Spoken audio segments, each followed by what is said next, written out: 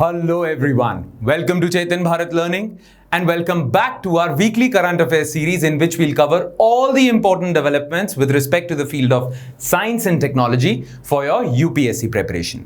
The science and technology related current affairs that we are going to cover in this video will be from 28th of July to 3rd of August. Alright, so let's start. But before starting, like always, let's take a look at the sources that we are going to cover.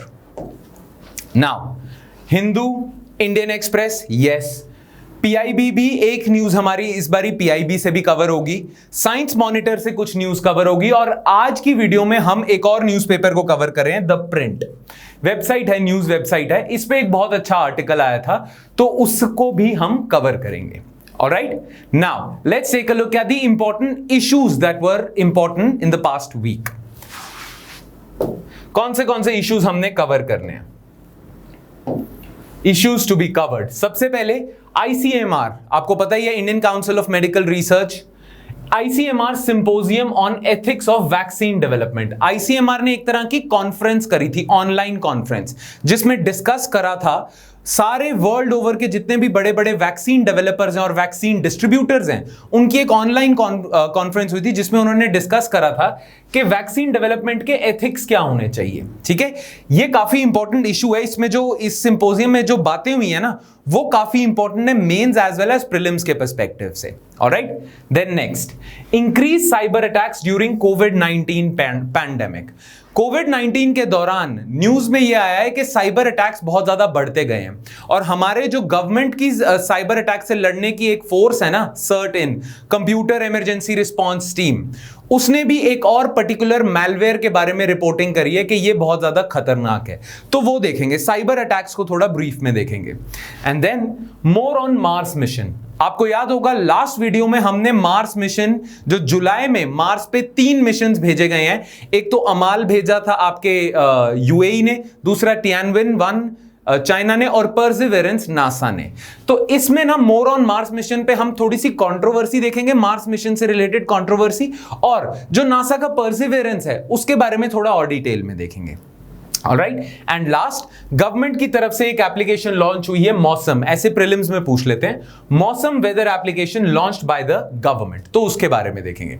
Alright, so without further ado let's begin with ICMR symposium. ICMR symposium की 2 जगह पे अच्छे से coverage हुई है. एक तो Rajya Sabha TV का वीकली शो है साइंस मॉनिटर, और द प्रिंट जो न्यूज वेबसाइट है उस पे एक बहुत अच्छा आर्टिकल आया था, human challenge trials for covid vaccine unnecessary and unethical, doctor Fauci at ICMR symposium. Doctor Fauci वो इंसान है जो यूएसए में कोरोना वायरस पैंडेमिक से लड़ने के लिए चीफ इंसान हमने यूएसए ने डेजिग्नेट किए हैं, वो हैं. डॉक्टर एंथनी फाउची ने भी इस ICMR के सिंपोजियम में पार्टिसिपेट करा था. नाउ इस सिंपोजियम में कुछ इंपॉर्टेंट बातें कही गई हैं, specially with respect to human challenge trials.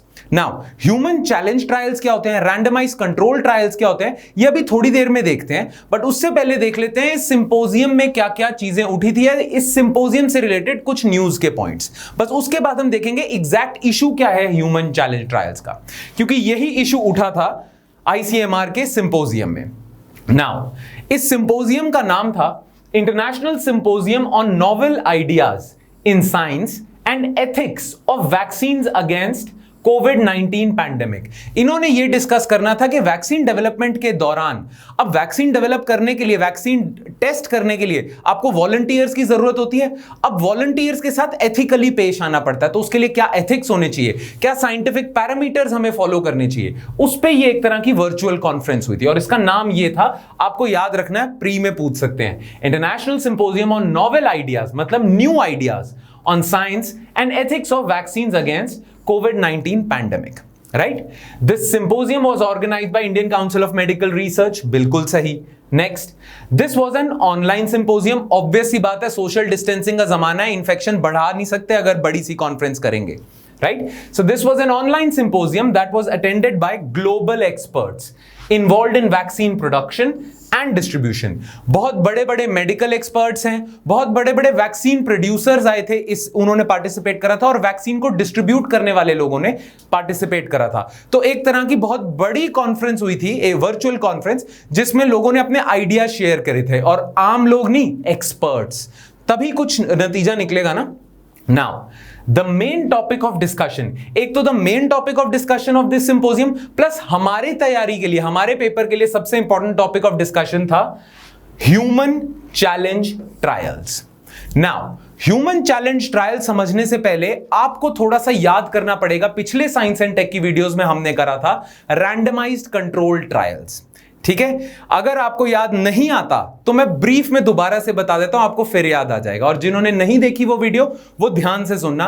Randomised control trials क्या होते हैं और उनके ऑपोजिट ह्यूमन चैलेंज ट्रायल्स क्या होते हैं। ठीक है, नाउ जब भी कभी वैक्सीन डेवलप करनी होती है ना, किसी भी ऑर्गेनाइजेशन ने वैक्सीन आपने डेवलप कर दी, वो केमिकल डेवलप कर दिया, अब आपने चेक करना है कि ये वैक्सीन काम करती है या नहीं करती। अब उसके लिए आप करते हो रैंडमाइज्ड कंट्रोल ट्रायल्स। अब रैंडमाइज्ड कंट्रोल ट्रायल्स में आप पता क्या करते हो, आप ना वॉलंटियर्स को बुलाते हो, ठीक है, पार्टिसिपेंट्स को बुलाते हो जिन पे आप टेस्ट करोगे ये वैक्सीन। आप एक बनाते हो कंट्रोल ग्रुप,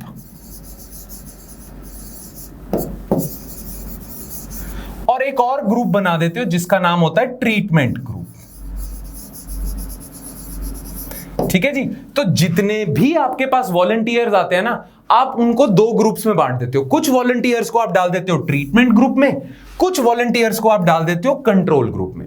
ना जो ट्रीटमेंट ग्रुप में वॉलंटियर्स है ना, उनको आप दे देते हो जो आपने वैक्सीन डेवलप करी है, उनमें एडमिनिस्टर कर देते हो, उनको वैक्सीन दे देते हो। जो कंट्रोल ग्रुप वाले लोग हैं ना, उनको या तो आप कुछ नहीं देते या आप दे देते हो प्लेसिबो। प्लेसिबो का मतलब कुछ ऐसे ही इनको दे दिया, कह दिया कि ये वैक्सीन है, पर ये वैक्सीन होती नहीं है। जैसे मान लो कोई मीठी गोली दे दी, टॉफी दे दी और बोल दिया ये दवाई है, राइट, तो उसे प्लेसिबो कहते हैं। तो इनको तो आपने एक्चुअली अपनी वैक्सीन दी है, इन लोगों को आपने बोला है कि आपको वैक्सीन दी है, पर इनको वैक्सीन नहीं दी होती। या तो इन्हें बता दिया जाता है आपको वैक्सीन नहीं दे रहे, या इनको प्लेसिबो दे दिया जाता है। ठीक है, तो दो ग्रुप्स बन जाते हैं, एक को वैक्सीन दी, एक को वैक्सीन नहीं दी।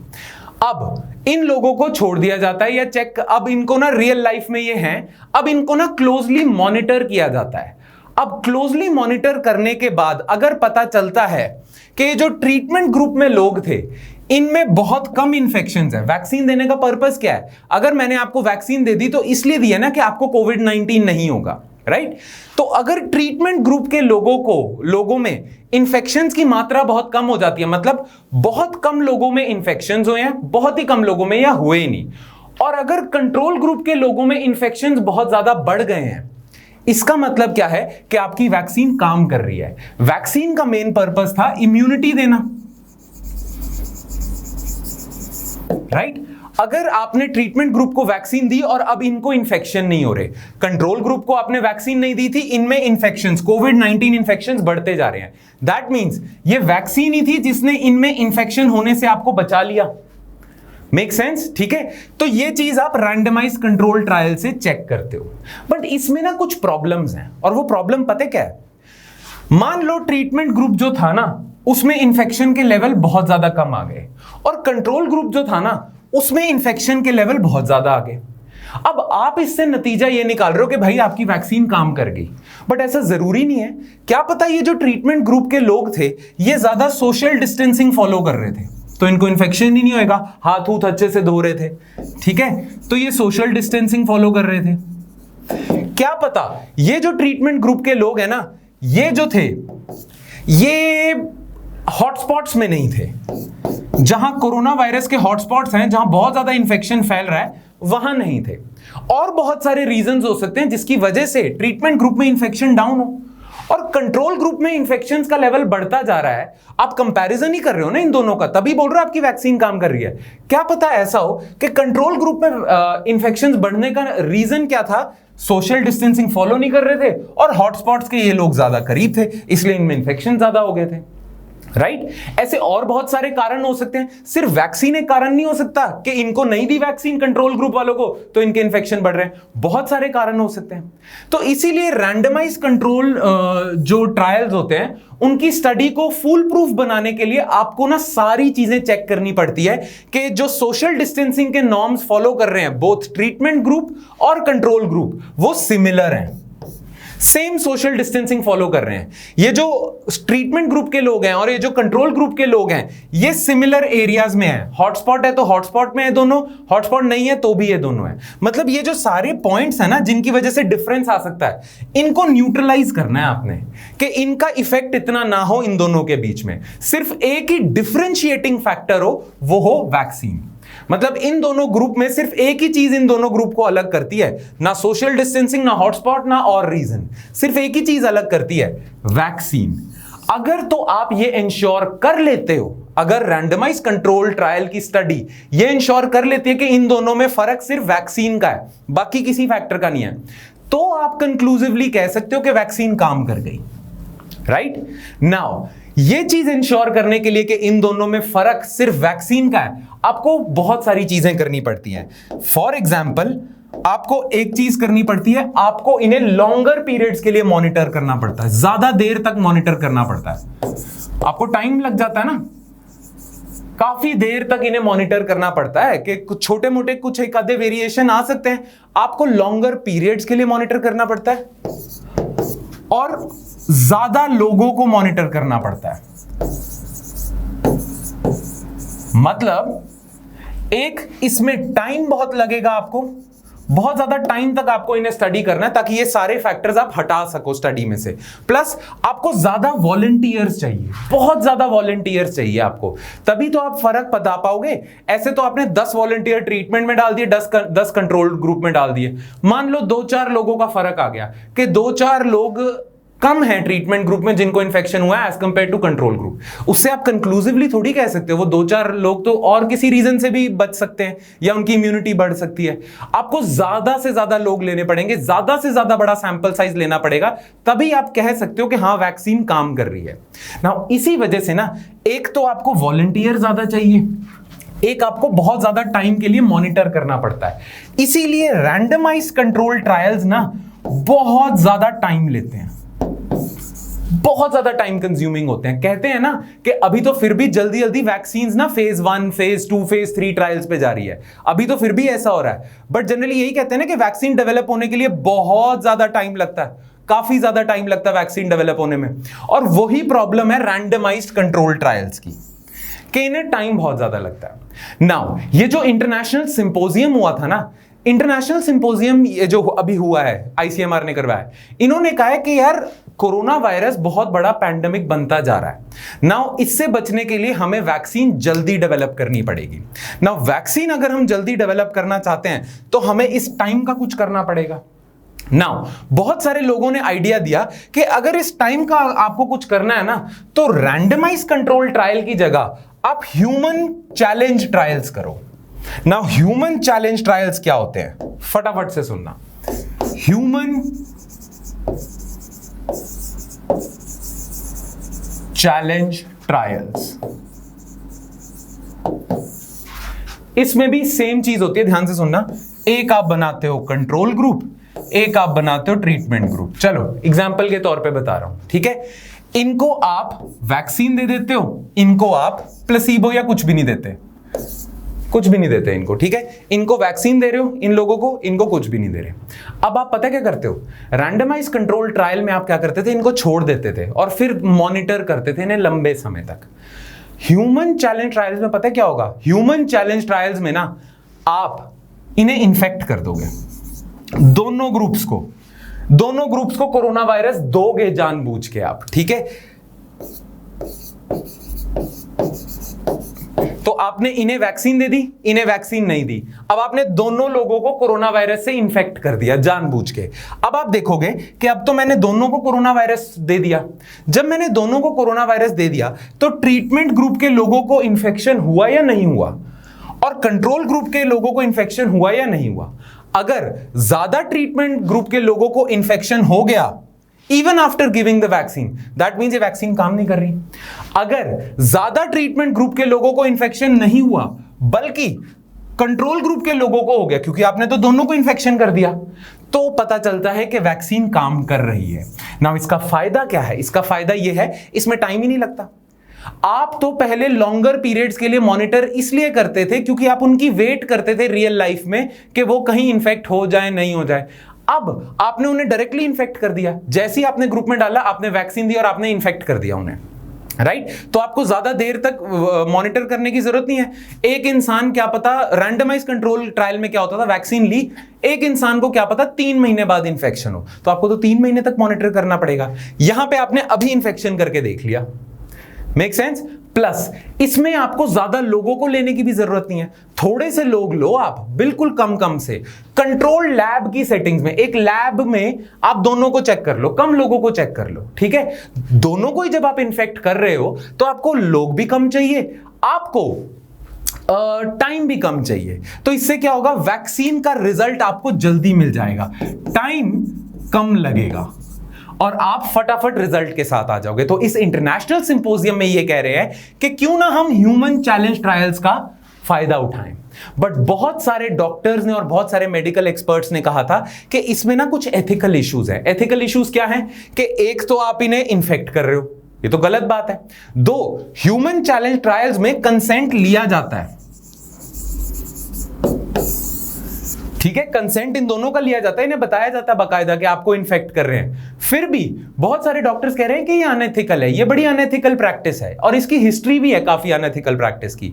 प्लस और बहुत सारे इसके डिसएडवांटेजेस हैं, ठीक है? वो एडवांटेजेस डिसएडवांटेजेस हम अभी थोड़ी देर में देखते हैं। But now, for now I want to know कि आपको ये अच्छे से समझ आ गया कि नहीं कि ह्यूमन चैलेंज ट्रायल्स और रैंडमाइज कंट्रोल ट्रायल्स में क्या फर्क है।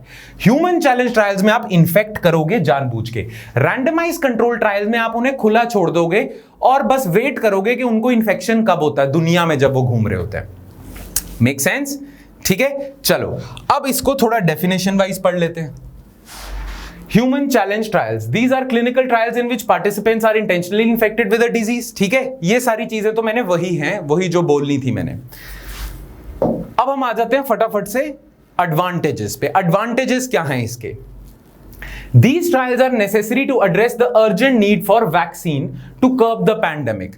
Urgent need है अभी वैक्सीन बनाने की, तो ह्यूमन चैलेंज ट्रायल से जल्दी बन सकती है। ठीक है, दूसरा, since the exposure occurs in controlled lab settings, के कंट्रोल लैब में हो रही है, खुली हवा खुले मैदान में नहीं हो रही, ठीक है, दुनिया में नहीं हो रही, लैब के अंदर हो रही है।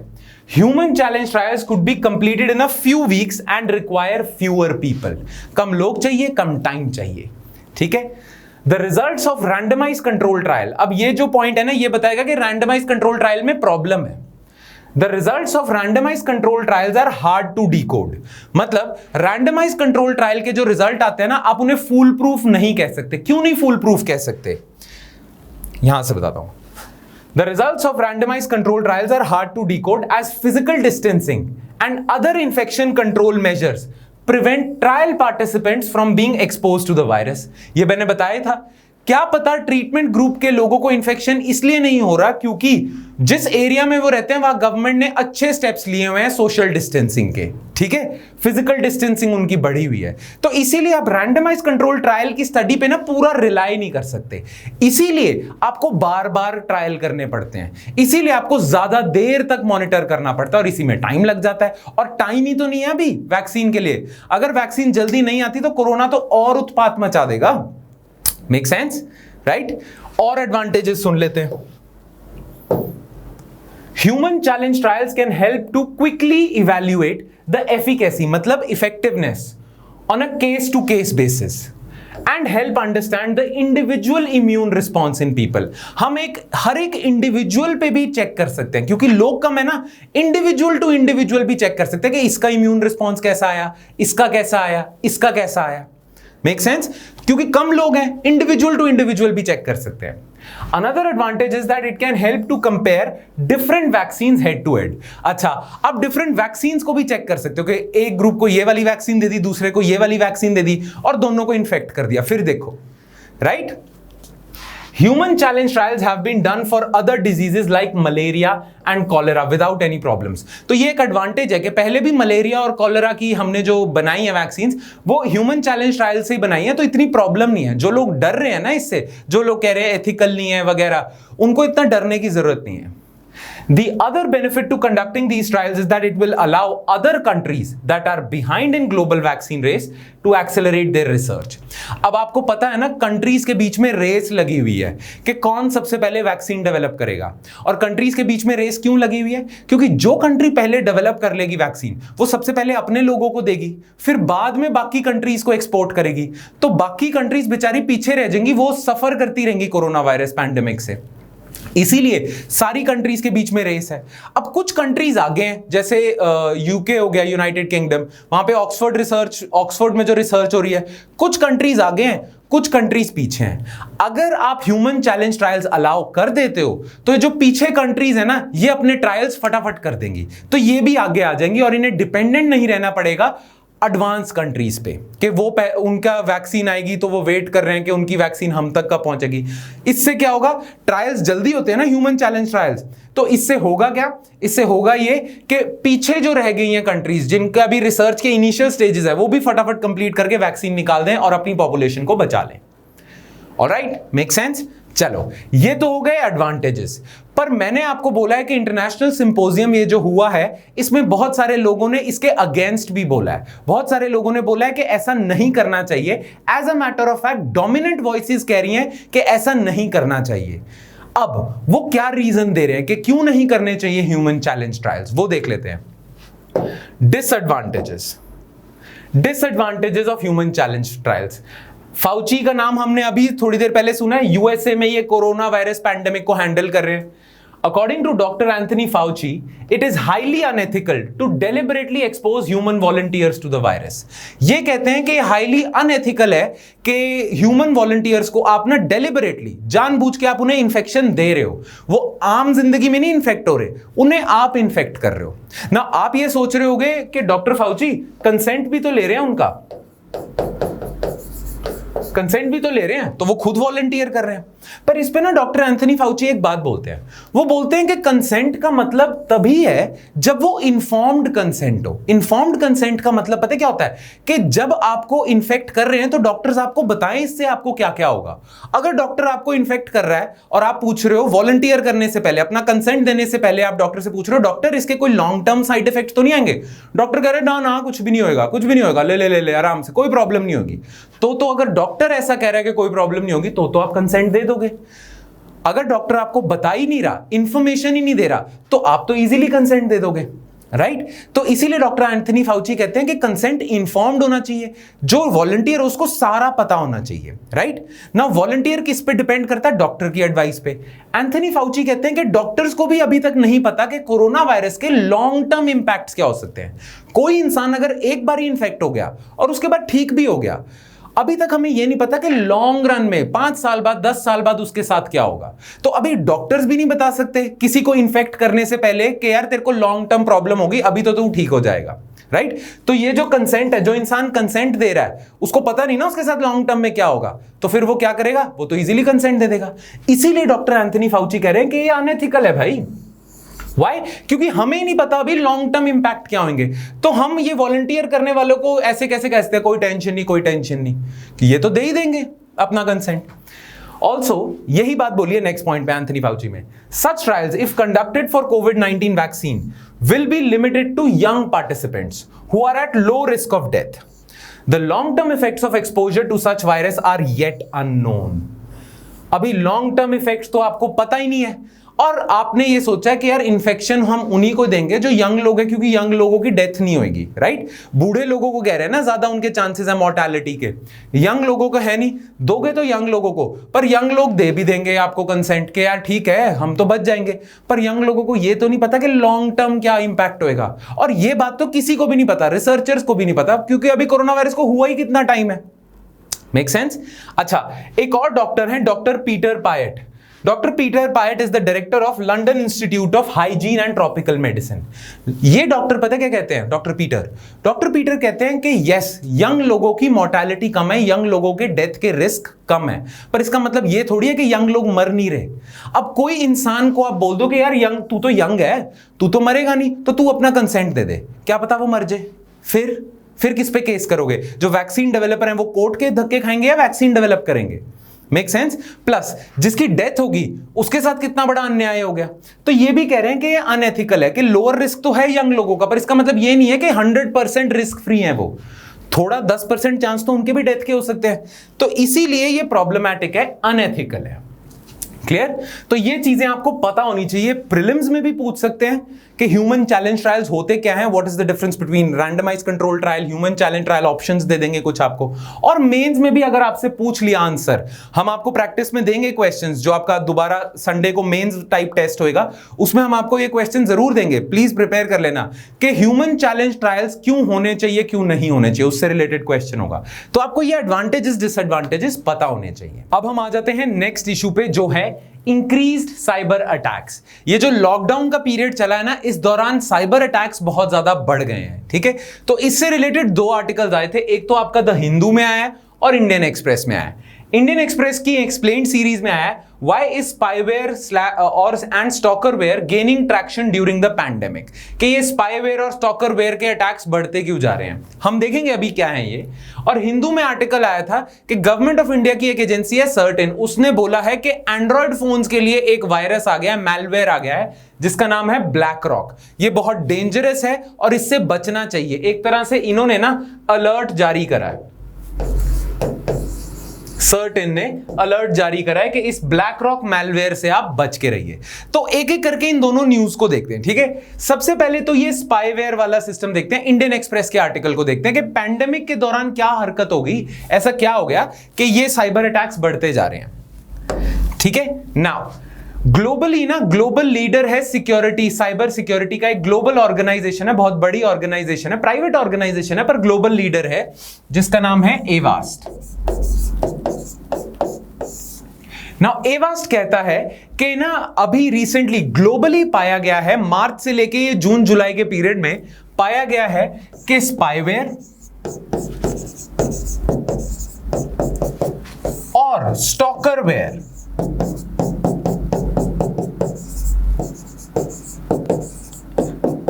इनके ना अटैक्स बढ़ते जा रहे हैं। स्पाईवेयर और स्टॉकरवेयर के अटैक्स बढ़ते जा रहे हैं।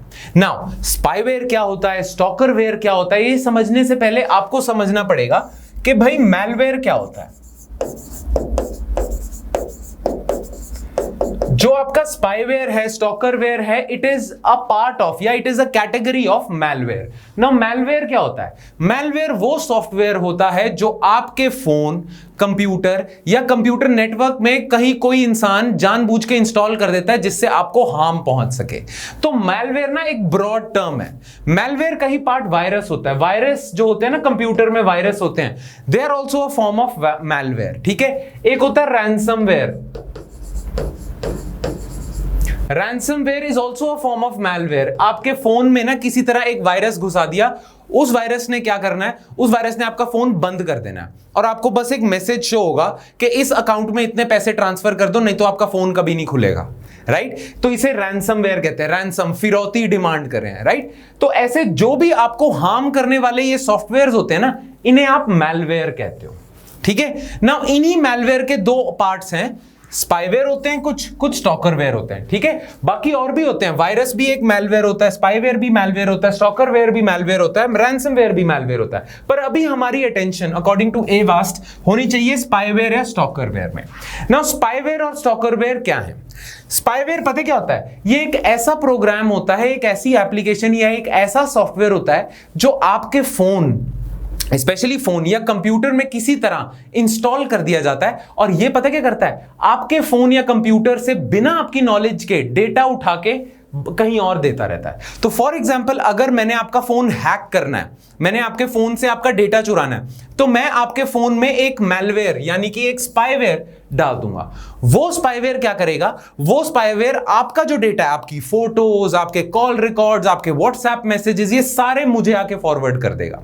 राइट, इससे मैं आप पे स्पाई कर रहा हूं, इस पे मैं आप पे जासूसी कर रहा हूं। That is why spyware. Now जो ये स्पाईवेयर होते हैं ना, ये एक तरह के ना ट्रोजन मैलवेयर होते हैं। ट्रोजन मैलवेयर मतलब,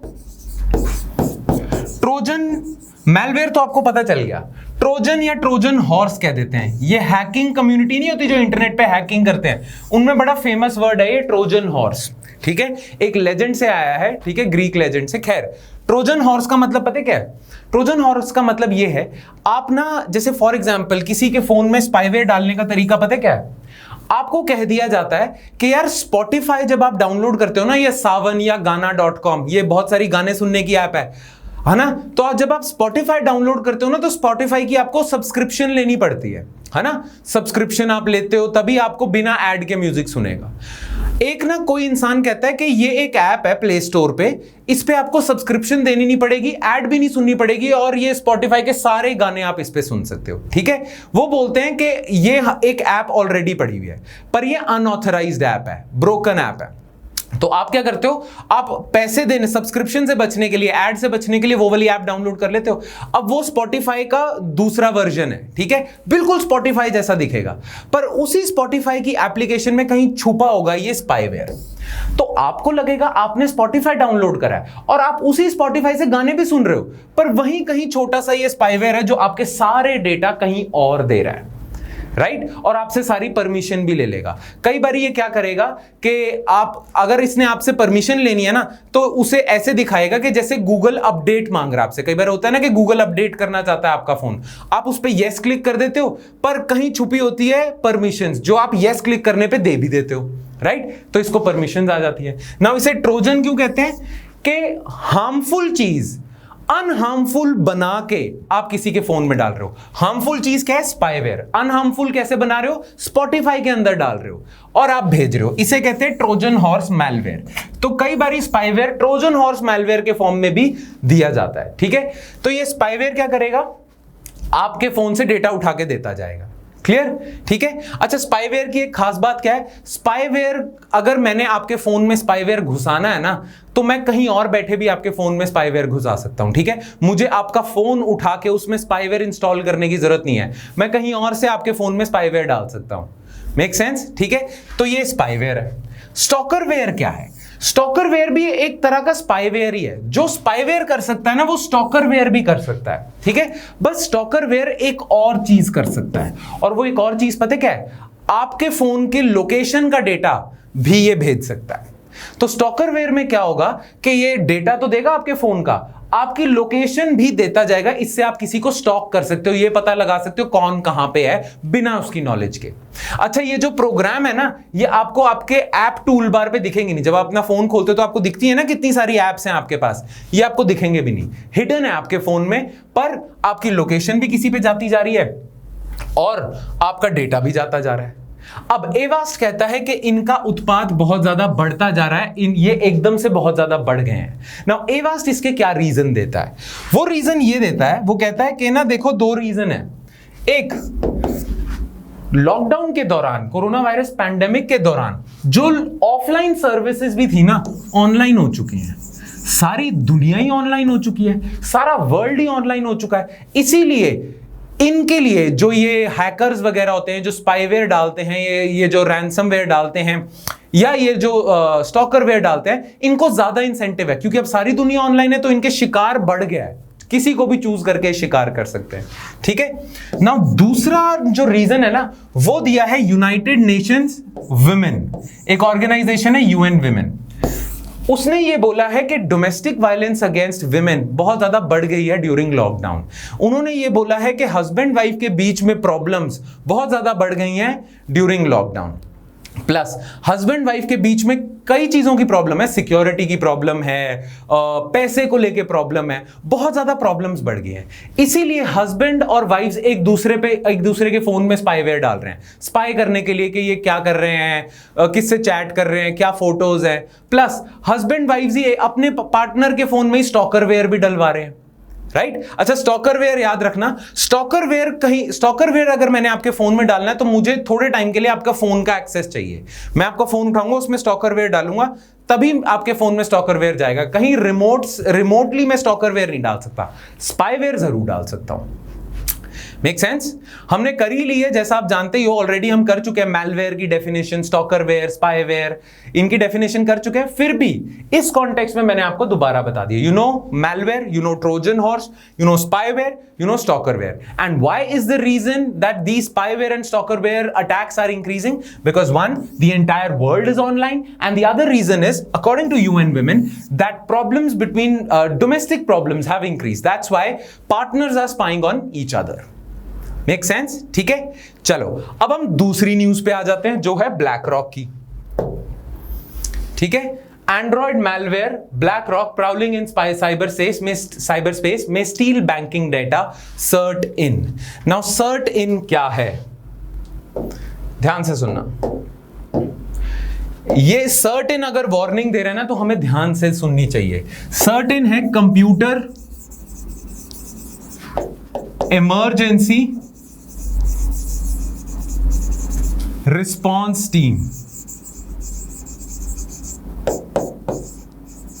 ठीक है, और सर्ट इन क्यों लगता है? IN लिखते हैं ना आगे सर्ट इन के, दैट इज इंडिया। ठीक है, तो ये हमारी गवर्नमेंट की एजेंसी है जिसका काम ही ये है कि पूरे इंडिया को साइबर अटैक से बचाना और साइबर प्रोटेक्शन कैसे की जा सकती है। नाउ इसने एक वार्निंग जारी करी है। इन्होंने कहा है कि एंड्रॉयड में ना, एंड्रॉयड फोन्स में एक मैलवेयर घूम रहा है जिसका नाम है ब्लैक रॉक। अब ये ब्लैक रॉक मैलवेयर पता है क्यों खतरनाक है? ये कम से कम ना 300 जो फेमस एप्स हैं, आपके फोन में 300 फेमस एप्स होंगी, जैसे ईमेल की होंगी, सोशल मीडिया एप्स होंगी, ये 300 बड़ी एप्स जिनमें आप अपना डेटा डालते हो, जिन्हें आप बहुत ज्यादा यूज करते हो, उनसे आपका डेटा चुरा लेता है और किसी को दे सकता है उसका एक्सेस। यानी कि अगर आपके फोन में ब्लैक रॉक है तो आपके फोन में मैक्सिमम जो एप्स हैं, उन एप्स में आपने जो जो इंफॉर्मेशन भरी है वो उठा के कहीं और दी जा सकती है। As a matter of fact photos उठा के दी जा सकती है। क्लियर? नाउ ब्लैक रॉक की एक खास बात पता क्या है? ब्लैक रॉक ट्रोजन ही है। ये ट्रोजन है, मतलब ये इंस्टॉल आपके फोन में कैसे होगा? ये अपने आप को दिखाएगा अनहार्मफुल, नॉन हार्मफुल, पर ये होगा अंदर ब्लैक रॉक, वही स्पॉटिफाई वाला तरीका। क्लियर? अच्छा, ब्लैक रॉक की एक और खास बात है, ये जो 300 ऐप से आपका डेटा उठा रहा है ना, ब्लैक रॉक की खास बात क्या है? ब्लैक रॉक आपका फाइनेंशियल डेटा उठा रहा है, आपका बैंकिंग डेटा उठा लेगा, आपकी क्रेडिट कार्ड की इंफॉर्मेशन उठा लेगा, आपके डेबिट कार्ड की इंफॉर्मेशन उठा लेगा, और आपको पता भी नहीं चलेगा। किसी एक इंसान को जो अपनी बेसमेंट में बैठा है, रूम में बैठा है, उसने आपकी क्रेडिट कार्ड की इंफॉर्मेशन ले ली, उसने आपकी फाइनेंशियल इंफॉर्मेशन, बैंकिंग डिटेल सारी उठा ली, क्योंकि आपने कहीं ना कहीं किसी ना किसी ऐप में तो बैंकिंग डिटेल डाली होगी।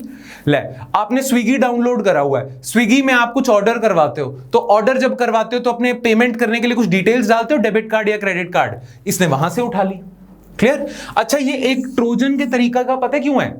ये ट्रोजन इसलिए भी है कि कई एंटीवायरस इसे कैच नहीं कर पाते, क्योंकि ये किसी नॉन हार्मफुल ऐप में कहीं छुपा होता है। तो वो जो एंटीवायरस होते हैं वो नॉन हार्मफुल ऐप को देख लेते हैं, छुपा हुआ ये कहीं छुपा हुआ इसका कोड, उसको देख नहीं पाते, इसीलिए ये बच भी जाता है। प्लस इसे जब डेटा भेजने के लिए ना, आप ना गूगल जो एंड्रॉयड फोन्स है ना, आप उनमें से ऐसा डेटा उठा के किसी को भेज नहीं सकते। एंड्रॉयड फोन्स आपकी परमिशन मांगते हैं, पर ये आपसे परमिशन धोखे से ले भी लेते हैं। ये क्या करते हैं, आप अब ना जैसे ही आपका ये इन 300 ऐप से डेटा उठा के कहीं भेजने लगेंगे ना, गूगल पे आपको ना अपडेट आएगा, ऐसे आएगा कि डू यू सर्टिफाई या do you permit this transfer. पर ये ना उसको चेंज कर देंगे, उस पॉपअप को, उस मैसेज को, वो मैसेज ऐसा कर देंगे कि आपको लगेगा गूगल की तरफ से अपडेट आ गया। आप यस कर दोगे, उस गूगल अपडेट की इंफॉर्मेशन में कहीं लिखी हुई थी कि आप परमिशंस भी देना चाहोगे, आप परमिशन दे देते हो, आपका डेटा चले जाता है। बस उसके बाद इसकी कोई रोक नहीं है, ये रुकता ही नहीं है। क्लियर? नाउ सर्टेन कहता है ये बहुत ज्यादा फैलता जा रहा है और एंड्रॉयड फोन्स इसीलिए बहुत कम सिक्योर हैं। एप्पल फोन ज्यादा सिक्योर हैं, एंड्रॉयड फोन्स कम सिक्योर है, बिकॉज ऐसे मैलवेयर घूमते रहते हैं और ब्लैक रॉक अभी बहुत ज्यादा डेंजरस मैलवेयर है। ना कंप्यूटर इमरजेंसी रिस्पांस टीम ने ना अपनी तरफ से कुछ गाइडलाइंस दी हैं, वो गाइडलाइंस आपको नोट्स में मिल जाएंगी, बट उनमें से कुछ एग्जांपल मैं आपको बता देता हूं। जैसे एक गाइडलाइन उन्होंने दी है कि अनऑथराइज्ड जगहों से ऐप डाउनलोड ना करो, अनऑथराइज वाईफाई ज्यादा यूज ना करो, क्योंकि वाईफाई आप यूज करोगे कोई उसी वाईफाई नेटवर्क में आपके फोन का एक्सेस ले लेगा। ऐसी कुछ गाइडलाइंस बोलिए कि अनऑथराइज एप्स ना डाउनलोड करो, अनऑथराइज जगहों से ऐप ना डाउनलोड करो, एप्पल स्टोर से कर लो या अगर एंड्रॉइड फोन है तो प्ले स्टोर से कर लो, ठीक है, अनऑथराइज जगहों से ना करो, और सिक्योर रहो और ब्लाइंडली ऐसे परमिशन ना दिया करो। अगर आपकी ऐप खुलती है और वो बोलती है do you agree to these terms, तो एक बारी टर्म्स पढ़ भी लो कि वो क्या क्या मांग रहा है आपसे, प्रॉपर रिव्यू करके ही परमिशन देना है आपने। Make sense? तो ये था आपका सारा साइबर अटैक वाला। अब हम नेक्स्ट टॉपिक पे आ जाते हैं, मार्स मिशंस, ठीक है। नाउ इस पे 2 आर्टिकल्स आए हैं, वो हम देख लेते हैं फटाफट, फिर मैं पूरी स्टोरी बताऊंगा आपको कि क्या चल रहा है न्यूज में अभी। नाउ 2 आर्टिकल्स हैं, एक तो द हिंदू में, NASA launches Mars rover Perseverance to look for science of ancient life, ठीक है, एक तो ये है। दूसरा इंडियन एक्सप्रेस की एक्सप्लेन सीरीज में आया है, why Mars landing missions run risk of interplanetary contamination. ये एक नया कॉन्सेप्ट है, इंटरप्लैनेटरी कंटैमिनेशन। नाउ ये इंटरप्लैनेटरी कंटैमिनेशन क्या होता है वो देखेंगे अभी। ऑलराइट, पहले ये देख लेते हैं मार्स मिशन हम दोबारा क्यों कर रहे हैं। पिछली ही वीडियो में हमने मार्स के मिशंस करे हैं कि मार्स पे जुलाई में 3 मिशंस भेजे जा रहे हैं। एक यूएई भेज रहा है जिसका नाम है अमाल, अमाल मींस होप, ठीक है। चाइना भेज चुका है जिसका नाम है तियानवेन 1, ठीक है। अमाल मिशन क्या है, सिर्फ ऑर्बिटर है, ये स्पेसक्राफ्ट सिर्फ मार्स के राउंड चक्कर लगाएगा। तियानवेन 1 मिशन क्या है, ये ऑर्बिटर भी है, इसमें एक लैंडर भी निकलेगा जो लैंड करेगा मार्स पे, और रोवर भी निकलेगा, रोबोट जो ट्रैवल मतलब गाड़ी जाएगी, रोवर भी निकलेगा तियानवेन में, ठीक है। तियानवेन का मतलब होता है क्वेश्चन टू द हेवन। और नासा की तरफ से मिशन लॉन्च हो चुका है 30 जुलाई को, जिसका नाम है परसिवेरेंस, ठीक है। नाउ मार्स पे इतने सारे मिशंस तो जाते जा रहे हैं, वो बात तो ठीक है, बट अभी रिसेंटली ना न्यूज में परसिवेरेंस के बारे में काफी ज्यादा न्यूज में आया है, ठीक है। तो वो देख लेते हैं फटाफट से कि परसिवेरेंस के बारे में न्यूज में क्या है, और भाई ये इंटरप्लैनेटरी कंटैमिनेशन क्या बला है, क्या मतलब है, क्यों साइंटिस्ट घबराए हुए हैं इस चीज से, ठीक है। तो पहले तो नासा के मिशन के बारे में देख लेते हैं। नाउ नासा का जो मिशन है ना परसिवेरेंस,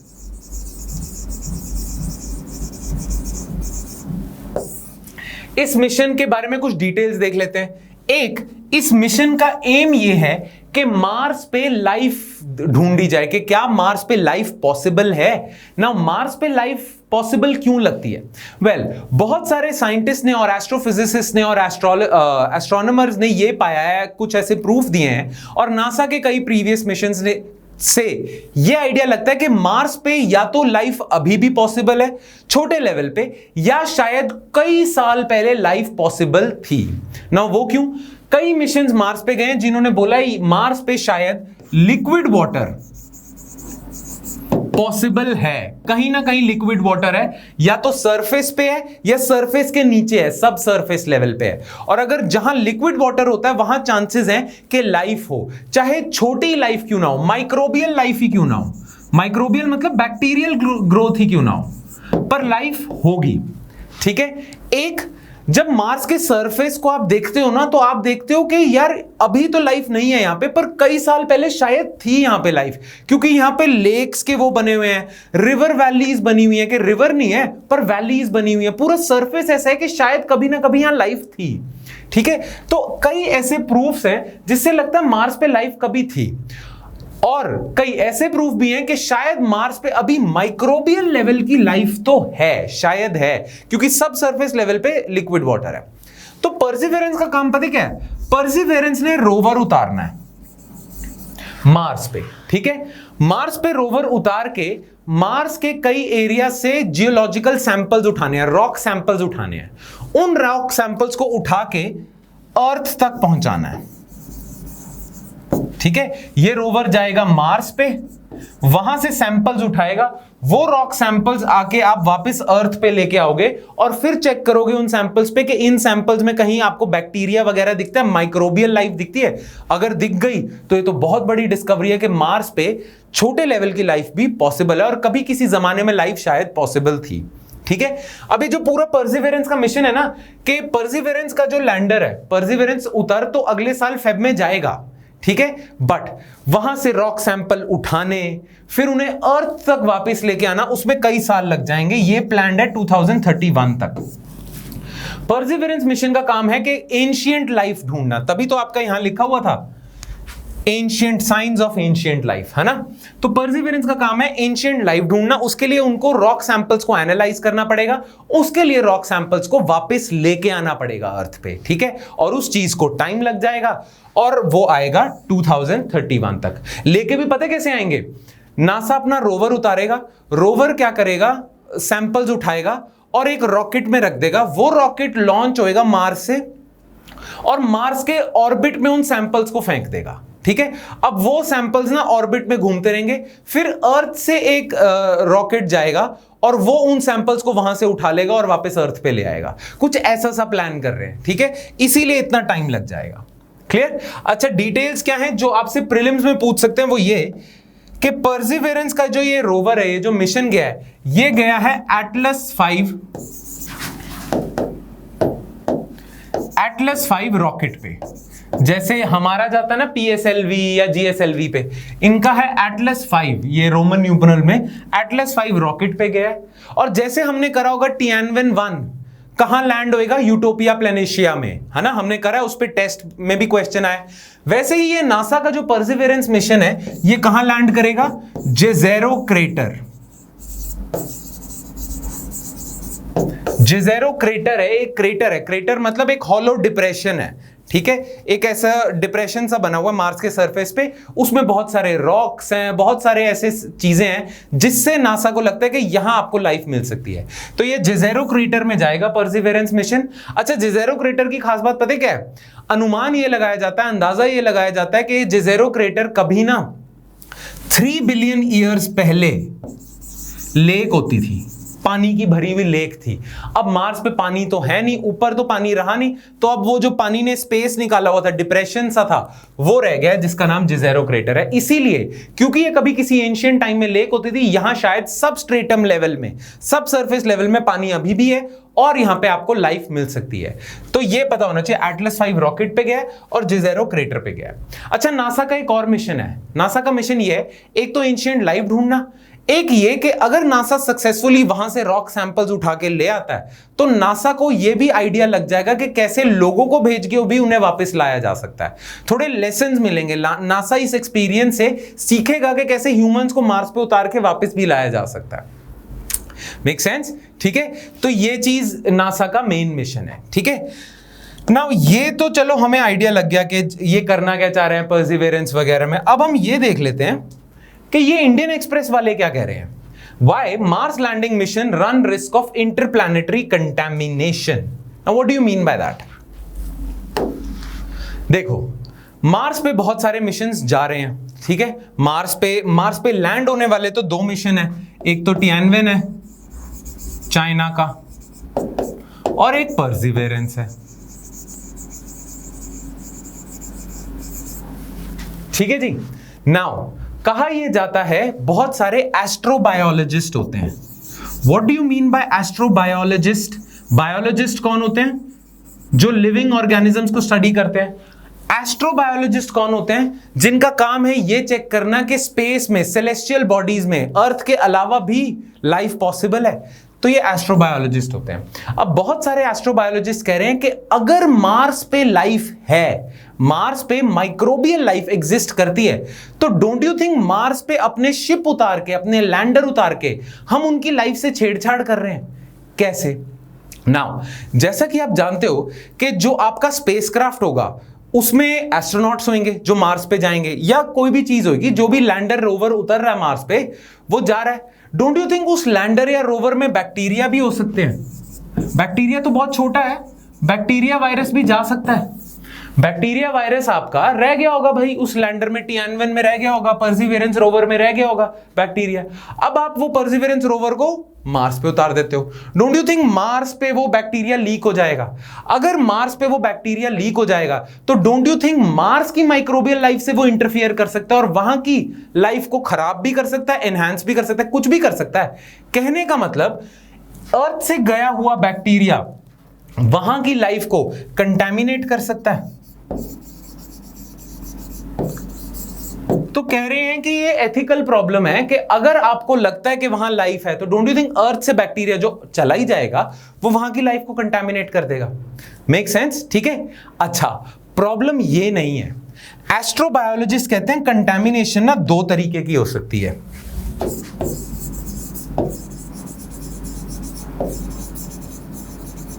वो कहते हैं कंटामिनेशन हो सकती है एक तो फॉरवर्ड और एक बैक कंटामिनेशन। ठीक है। फॉरवर्ड कंटामिनेशन क्या है? अर्थ से गया हुआ बैक्टीरिया मार्स पे चला जाए। ठीक है, ये फॉरवर्ड है। बैक कंटामिनेशन पता है क्या है? अब नासा का परसिवरेंस मिशन वहां से जियोलॉजिकल सैंपल्स लेके आ रहा है, रॉक सैंपल्स लेके आ रहा है। उन रॉक में कहीं मार्स की माइक्रोबियल लाइफ हो। अब मार्स की माइक्रोबियल लाइफ वापस आप अर्थ पे लाओगे। अब अर्थ पे जब आपने मार्स की माइक्रोबियल लाइफ ले आए, क्या पता वो माइक्रोबियल लाइफ लीक हो जाए अर्थ पे, और क्या पता वो डिजीज कॉज करे और पैंडेमिक हो जाए। बैक कंटामिनेशन होती है जब बाहर से आप लाइफ अर्थ पे ले आते हो। फॉरवर्ड मतलब अर्थ से लेके मार्स पे जा रहे हो या किसी भी सेलेस्टियल बॉडी पे जा रहे हो। बैक होगा जब मार्स से लाइफ आप अर्थ पे लेके आ रहे हो। रिस्क दोनों में है। इसमें रिस्क क्या है कि आप मार्स की लाइफ खराब कर रहे हो। इसमें रिस्क क्या है कि आप खुद को रिस्क पे रख रहे हो। क्या पता वो डिजीज कॉजिंग मार्स से माइक्रोबियल मतलब माइक्रोब्स आ जाएं और वो अर्थ पे पैंडेमिक कॉज कर दें। बहुत सारे साइंटिस्ट कहते हैं ऐसा पॉसिबल नहीं है, क्योंकि मार्शियन जो माइक्रोब्स होंगे उनका अपना सिस्टम होगा, वो अर्थ से इंटरफेयर नहीं कर सकते, बट फिर भी क्या पता, राइट? तो ये दोनों कंटामिनेशन पॉसिबल है। नाउ आपको लगता है कि अगर ये दोनों कंटामिनेशन पॉसिबल हैं तो इस पे कोई रूल्स एंड रेगुलेशन एग्जिस्ट नहीं करते होंगे? करते हैं, ऑलरेडी करते हैं। और इसके बारे में आपको पता होना चाहिए कि ये फॉरवर्ड और बैकवर्ड कंटामिनेशन को प्रिवेंट करने के लिए एक ऑलरेडी स्पेस ट्रीटी एग्जिस्ट करती है, इंटरनेशनल ट्रीटी एग्जिस्ट करती है, जिसका नाम है आउटर स्पेस ट्रीटी।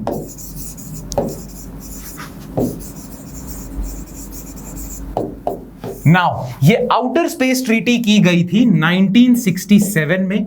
इसके 110 कंट्रीज मेंबर हैं और इसका पर्पस पता है क्या था? कि स्पेस को वेपनाइज ना किया जाए, स्पेस को मिलिट्री पर्पसेस के लिए ना यूज किया जाए, वेपनाइजेशन ऑफ स्पेस नाउ।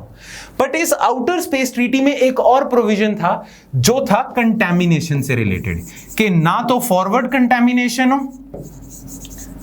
ना बैकवर्ड कंटैमिनेशन हो। ठीक है, तो जितने भी पार्टी है ना, जितने भी मेंबर्स हैं इस आउटर स्पेस ट्रीटी के, 110 मेंबर्स जितने भी लोग हैं, इन्हें जब भी कोई जहाज किसी और सेलेस्टियल बॉडी, किसी एस्ट्रॉइड पे मान लो लैंड करवाना है, कॉमेट पे लैंड करवाना है, या किसी और प्लैनेट पे अपना जहाज लैंड वगैरह करवाना होता है, तो कुछ रूल्स एंड रेगुलेशन फॉलो करने पड़ते हैं। इसी आउटर स्पेस ट्रीटी के तहत एक कमिटी बनी है, आपको नोट्स में मिल जाएगी। उस कमिटी ने कुछ रूल्स बनाए हैं कि आपके जहाज का डिजाइन कैसा होना चाहिए, उसको स्टेरलाइज करके भेजना है आपने। जैसे नासा ने जो अपना पहला मार्स पे मिशन भेजा था ना, याद रखना इसको भी, उसका नाम था वाइकिंग्स लैंडर। वाइकिंग लैंडर 1975 में ही भेज दिया था ना। ये जो वाइकिंग लैंडर था ना, जब इसे मार्स पे भेजा गया था, तो आउटर स्पेस ट्रीटी के तहत इसे पूरा सैनिटाइज और स्टेरलाइज करा था कि कोई भी बैक्टीरिया जिंदा ही ना रहे, राइट? तो डिजाइन कैसा होना चाहिए, स्टेरलाइजेशन कैसी होनी चाहिए, और बहुत सारे रूल्स एंड रेगुलेशन को फॉलो करना चाहिए। वो रूल्स एंड रेगुलेशन आपके निकलते हैं आउटर स्पेस ट्रीटी के तहत, ताकि फॉरवर्ड कंटैमिनेशन ना हो। अच्छा, बैकवर्ड कंटैमिनेशन को रोकने के लिए क्या तरीका है? स्टेरलाइज तो आप कर नहीं सकते बैकवर्ड कंटैमिनेशन में, मतलब वहां से जब आप मार्स से माइक्रोब्स उठा के अर्थ पे ले आओगे, उन्हें थोड़ी स्टेरलाइज करोगे, फिर तो वो मर ही जाएंगे, फिर स्टडी कैसे करोगे उन्हें, राइट? तो अगर बैकवर्ड कंटैमिनेशन होती है, बैक कंटैमिनेशन होती है, तो उसको रोकने का तरीका एक ही है कि कंटेन कर दो, कि बाहर लीक ही ना होने दो, लैब में ही रहे वो। खैर, outer space treaty deals with forward contamination, और उसके लिए उसने रूल्स बनाए हैं, जहाज का डिजाइन कैसा होना चाहिए, स्टेरलाइजेशन कैसे होनी चाहिए, वगैरह वगैरह। हाँ, ये याद रखना, वाइकिंग लैंडर यूएसए का पहला मार्स मिशन, और यूएसए का last Mars mission as of now Perseverance है। ठीक है जी, क्लियर? तो हमारा थर्ड इशू होता है। नाउ हमारे लिए लास्ट न्यूज आर्टिकल जो होगा वो बहुत ही छोटा होगा, मौसम ऐप के बारे में है। इससे रिलेटेड प्री रिलेटेड क्वेश्चंस आ सकते हैं कुछ, तो हम उन्हें डिस्कस कर लेंगे, वरना इसमें कुछ ज्यादा है नहीं करने वाला।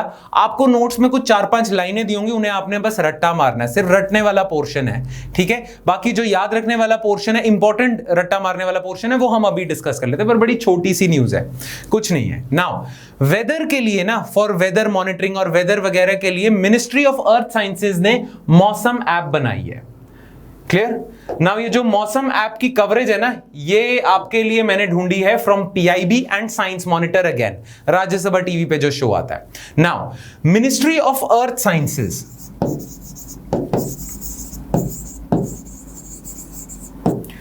ने डेवलप करी है मौसम ऐप। नाउ इन्होंने ये जो मौसम ऐप डेवलप करी है, ये करी है आईएमओ के लिए, इंडियन मीटियोरोलॉजिकल डिपार्टमेंट, जिसे हम मौसम विभाग भी कहते हैं, ठीक है। नाउ ये जो ऐप है ना, इसके थ्रू बहुत सारी सर्विसेज मिल सकती हैं, जैसे करंट वेदर बता देगा। ये 5 टाइप की सर्विसेज इस ऐप पे आपको मिल सकती है। अगर आपने ऐप डाउनलोड करी है तो आपको ये करंट वेदर बता देगा, आपको ये नाउकास्ट का मतलब होता है अगले 3 घंटे में अगर कोई बहुत ही तेज लेवल की बारिश आने वाली है या कुछ ऐसे प्रॉब्लम आने वाली है, कुछ मौसम से रिलेटेड अगर कुछ 3 घंटे में कुछ होने वाला है, तो आपको वार्निंग मिल जाएगी 3 घंटे इन एडवांस, नाउकास्ट है। देन वार्निंग्स दे देगा, कोई एडवर्स वेदर इवेंट है वो। देन सिटी फोरकास्ट दे देगा, आप जिस शहर में रहते हो उसके पिछले 24 घंटे और आने वाला 1 हफ्ते, हर रोज, जैसे संडे को आप देखते हो अपने शहर का सिटी फोरकास्ट देखते हो, तो नेक्स्ट मंडे, ट्यूसडे, वेडनेसडे, 1 हफ्ते तक हर रोज क्या मौसम होगा, क्या टेम्परेचर होगा वगैरह, बारिश होगी या नहीं होगी, वो पता चल जाएगा। और एक रेडार सर्विसेज हैं कि रेडार के थ्रू आप कुछ चीजें, क्लाउड वगैरह मॉनिटर कर पाओ या कुछ मॉनिटर कर पाओ, रेडार सर्विसेज हैं, ठीक है। तो आपसे प्री में ये पूछ सकते हैं कि मौसम ऐप किसके लिए है। एक तो मौसम ऐप है, वेदर ऐप है, डेवलप किसने करी है, मिनिस्ट्री ऑफ अर्थ साइंसेज ने। क्या क्या सर्विसेज देती है, आपको नोट्स में भी ये 5 पॉइंट्स मिल जाएंगे, ये सर्विसेज देती है। डेवलप किसके लिए करी है, इंडियन मीटियोरोलॉजिकल डिपार्टमेंट के लिए करी है।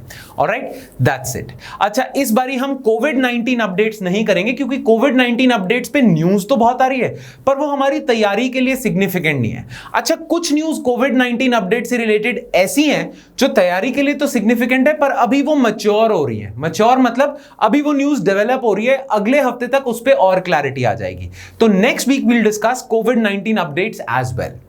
Alright, so that's it from my side, guys. I hope you liked the lecture, but if you have any doubts, then please write those doubts in the comment section below. I'll see you next time with more stuff. Thank you.